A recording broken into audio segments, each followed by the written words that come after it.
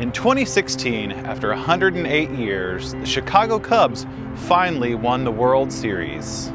Having come back from a 3-1 deficit against the Cleveland Indians, the series was tied 3-3, entering Game 7. The Cubs took an early lead in the final game, but saw that lead diminish into a tie in the 8th inning as the Indians scored 3.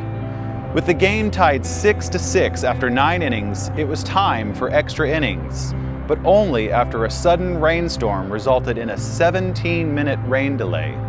Now they're rolling on the tarp. Now a rain delay. You got to be kidding me.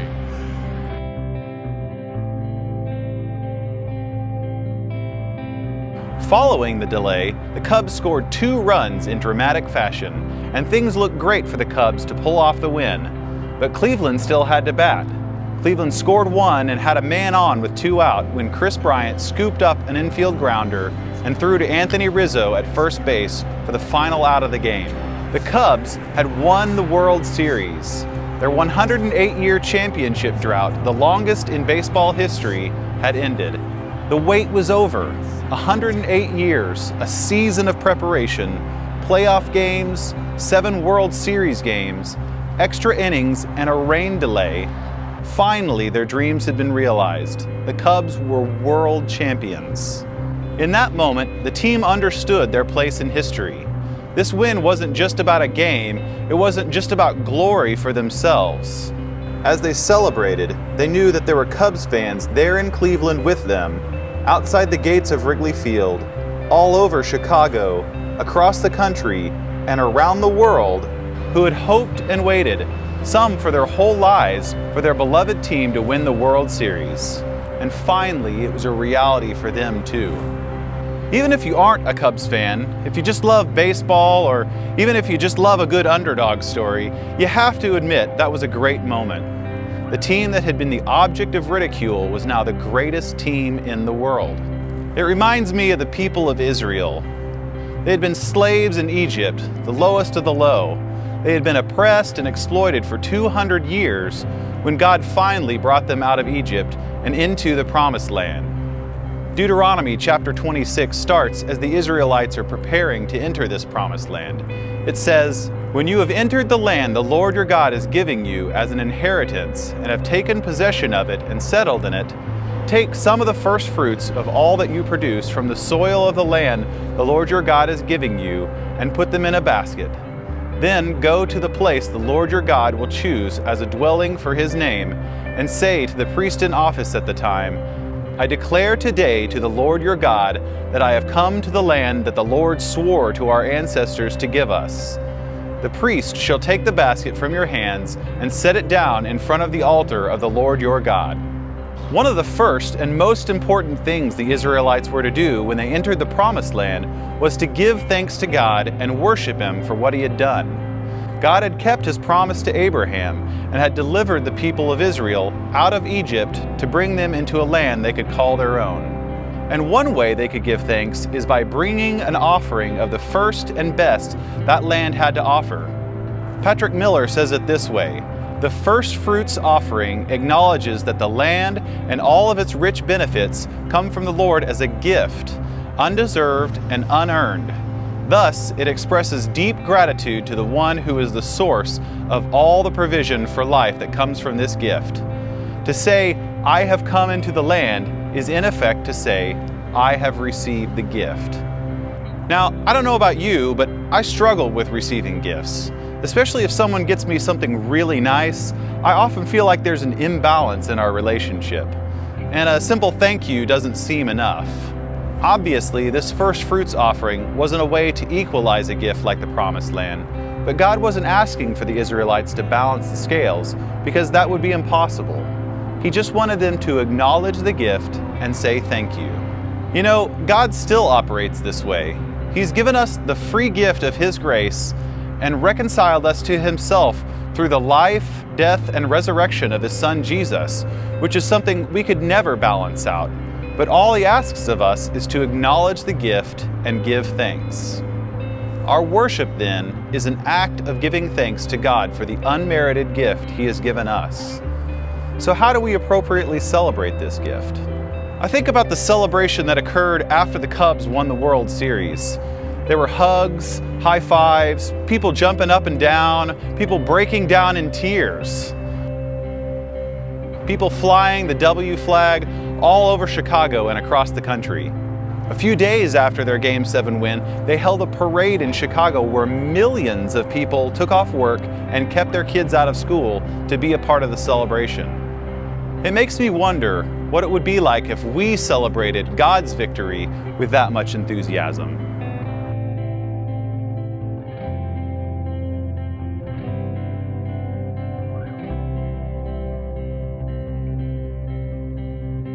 Another way the Israelites could offer their thanks to God was to continually recount the story of God's deliverance and provision.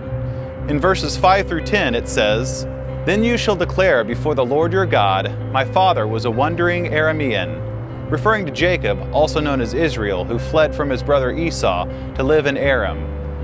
"And he went down into Egypt with a few people and lived there and became a great nation, powerful and numerous. But the Egyptians mistreated us and made us suffer, subjecting us to harsh labor. Then we cried out to the Lord, the God of our ancestors, and the Lord heard our voice and saw our misery, toil, and oppression. So the Lord brought us out of Egypt with a mighty hand and an outstretched arm, with great terror and with signs and wonders. He brought us to this place and gave us this land, a land flowing with milk and honey. And now I bring the firstfruits of the soil that you, Lord, have given me. Place the basket before the Lord your God and bow down before him." I'm sure the story of the Cubs' 2016 World Series victory will be retold through the years by Cubs fans and baseball fans alike.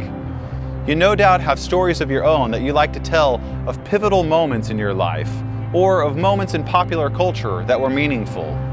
We tell stories to remember and to connect with others as they become part of that story.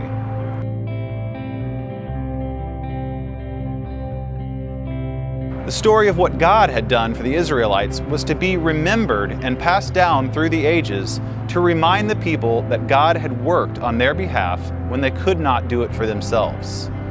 They were to remember that no matter how established they became in the Promised Land, they were once vulnerable outsiders living in foreign lands. They were to recall how they had been treated at the hands of the powerful Egyptians. They were to remember how God had delivered them and provided for them, and how He had given them a land that would continue to sustain them. But all this wasn't just about some ritual or even remembering the story in a factual and historical way. It was about remembering why God had delivered and remembering what it felt like to be powerless in a powerful place. God didn't want them to forget as the generations passed and they became a powerful nation themselves that they were once mistreated slaves at the hands of a powerful nation, and that they were to be a different kind of people than those from whom God had delivered them. The Israelites were to be God's people, people who reflected God's values and God's will for the world. And God is the God who delivers the slaves, the oppressed, and the downtrodden. God is the God who brings down the powerful and those who take advantage of others.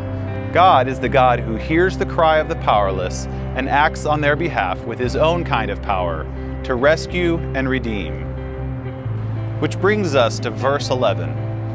"Then you and the Levites and the foreigners residing among you shall rejoice in all the good things the Lord your God has given to you and your household." This last sentence really gets at why it was important to make an offering and to remember the story of God's deliverance. The Levites, who were the priests, were not allotted a territory of their own in the Promised Land, but were instead supported through offerings just like this one. The subtext here is that if the offerings aren't made, the priests don't eat. The second group mentioned is foreigners who lived among the Israelites without owning land. Because this was Israel's promised land, which had been divided among the tribes, foreigners were not permitted to own the land, but worked for and among the Israelites. The scripture says that both of these groups would rejoice together with the rest of God's people, even though they weren't direct beneficiaries of the promised land. When the Cubs won the World Series, the players, coaches, management, and owners all knew that this victory wasn't just about themselves, or even about that year's team. This win represented a life of hope and waiting for thousands of Cubs fans, and a sense of fulfillment for baseball fans everywhere. It wasn't just about the 9 guys on the field, it was about something much bigger. Celebrating together with the fans made it more than just a game, more than just a win, but a cultural event, something everyone wanted to be a part of. And it's the same with God's people. Including the Levites and the foreigners in the celebration of God's fulfilled promise meant that even those who weren't directly part of the promise would benefit from God's provision. And this was to be a reflection of who God is.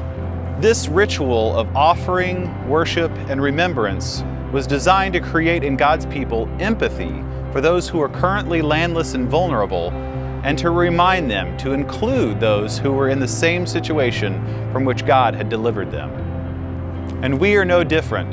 God has rescued us from our helpless situation, saved us from our lives of sin, and given us a place in His kingdom. And we are commanded to offer His grace to others who cannot help themselves. See, God's generosity extends well beyond what we are able to claim for ourselves. His grace and provision are meant to be shared. When we try to keep God's blessing for ourselves, we forget who we were, where we came from, and who we worship, the God from whom all blessings flow. We are called to be God's people, the channel through which God rescues the powerless, redeems the helpless, and through whom God shares His abundance. May we do so faithfully as we celebrate and remember what God has done for us.